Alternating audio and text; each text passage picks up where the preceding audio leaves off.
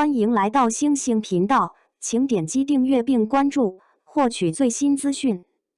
白鹿被拍到杀青后虚弱发炎吃不下东西，网友对比她2015年与闺蜜做梦报复养我的视频。谁能想到一个靠报复养我玩笑出圈的少女梦10年后竟以吃不下东西的憔悴模样收场？这不像什么励志剧的结尾，倒像是生活悄悄给我们上的一课。当年那个对着镜头笑得没心没肺，说要靠演戏发财让闺蜜躺平的女孩，如今站在剧组杀青的寒风里，声音发抖，眼窝深陷一句真的吃不下东西轻轻飘出来，却像块石头砸进了无数人的记忆里。这不是煽情，是现实。当梦想照进现实，有时候光太强人反而站不稳。前几天一段拍自片场的视频在网上传开了。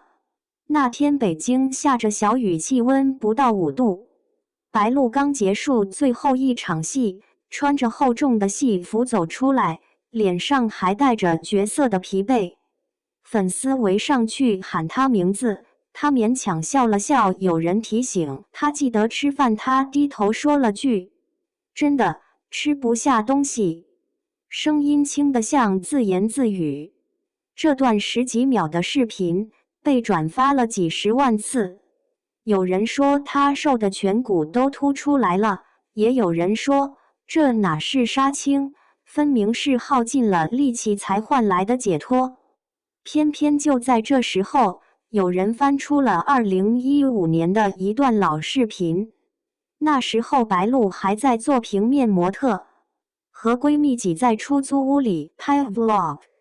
俩人躺在床上聊着要是哪天红了怎么办。闺蜜说，我要是暴富了，天天睡到中午。白鹿立马接茬，我要是暴富了，我就养你啊。说完自己先笑岔了气。那时的他眼睛亮亮的，说话带着苏州口音的软糯，整个人像刚出炉的糯米团子，热乎又甜。如今这2段视频被剪在一起，配上时间都去哪了的背景音乐，看得人心里发酸。据可靠消息，这部戏拍了整整7个月，从横店到敦煌再到云南辗转3的几乎没停过。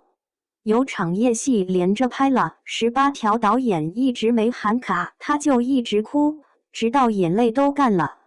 收工后整个人瘫在椅子上，助理蹲着给他揉腿，他一句话都说不出来。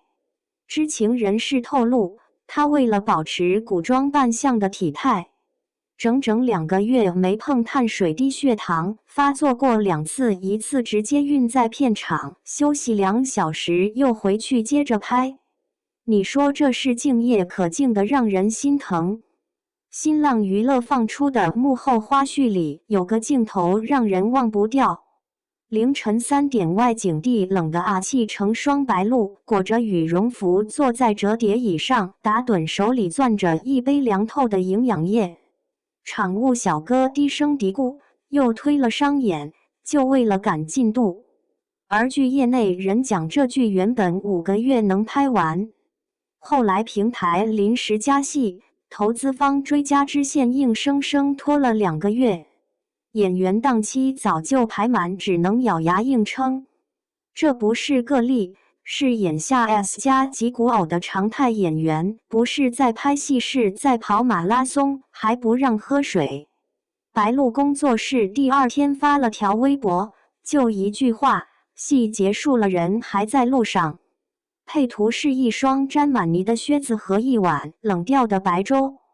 没提身体没诉苦，但谁都懂那是什么意思。倒是出品方出来回应说，全程有医护保障，可天眼查显示，这家承制公司近3年有3起劳动纠纷，都跟加班和医疗有关。话说到这份上，信不信你自己掂量。看猫眼的数据就知道他这2年有多拼。2023年3部剧，2档综艺，9个代言。2024年4部待播剧，还有一部电影。对比他刚红那会儿1年1部戏的节奏，简直是拿命在填档期。某经纪公司高管私下说，现在的顶流不是靠作品立住的，是靠卷出来的。你不拼，下一个女孩 already 在排队了。这话听着冷，可这就是现实。当然也有不同声音。抖音上有博主说，高片酬高压力，成年人签合同前都想好了吧？他扒出白鹿如今单部剧打包价过亿，反问大家，谁逼他接这么多？这话一出，评论区炸了。有人说资本画饼时，谁会告诉你的拿健康换？也有人说心疼归心疼，可观众一边骂内娱烂，一边又要他拼命演好，我们是不是也成了推手？更巧的是，这事爆出来前3天，正是平台招商会结束，白鹿的新剧被列为重点项目，宣传口径全是年度视后种子选手。有营销号爆料，团队正推极致敬业人设。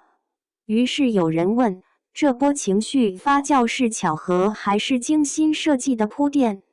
朋友圈里一位老公关发了句，现在连疲惫都要被包装成勋章。发完秒删。至于那个暴富养你的梦，白鹿在2022年访谈里提过，她说真红了以后确实帮闺蜜开了家小店，但她现在也当老板了，我们是互相撑着走的。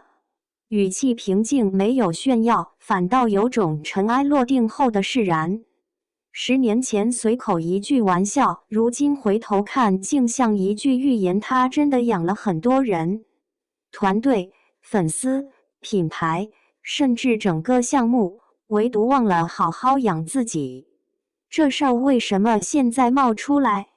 因为行业到了瓶颈期，内容越来越同质，只能靠演员搏命来博眼球。为什么是白鹿？因为她太典型了，从网红逆袭，靠甜妹出圈，再用苦情剧证明演技，这条路太多人想走，可越是拼命往上爬，越容易被规则反噬。接下来呢？或许会有短暂的舆论反思，但只要资本还在追，数据平台还在抢排期，下一个吃不下东西的人迟早会出现。说到底，白鹿不是第一个，也不会是最后一个。我们看着他从暴富养你的梦里跑出来，一路狂奔，终于站上了光里。可谁知道那光那么烫。